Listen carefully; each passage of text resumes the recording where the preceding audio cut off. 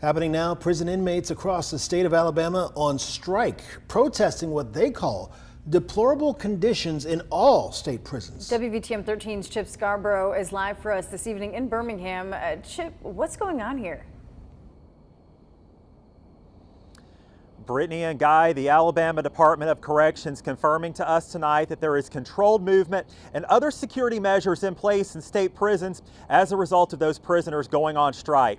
Take a look at this video out of Montgomery today where protesters hosted a Break Every Chain rally outside of the Alabama Department of Corrections headquarters. The protesters say they have loved ones who are in prison now. Some of the protesters even have been in prison themselves. The protesters have a list of demands for the Department of Corrections, including an immediate repeal of Alabama's habitual offender law, a repeal of the state's drive-by shooting statute, mandatory parole criteria that guarantees parole for all eligible inmates, and to end life without parole sentences. Alabama Governor Kay Ivey is weighing in tonight, saying the following, quote, "These demands, as the protesters refer to them, are unreasonable and would flat out not be welcomed in Alabama.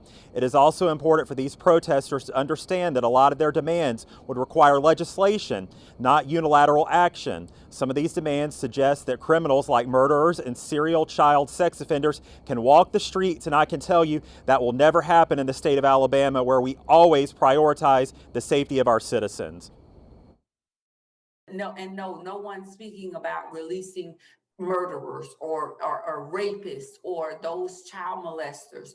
So I want her to stop with the foolery, and I want her to, for once, issue a statement that's based upon facts and that's based upon the fact that she's listening to the heartbeat of not just those individuals in her party, but also the individuals that she is also called to represent.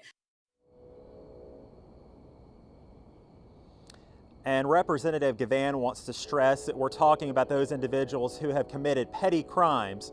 The head of the Alabama Department of Corrections saying tonight that so far there hasn't been a disruption of any critical services.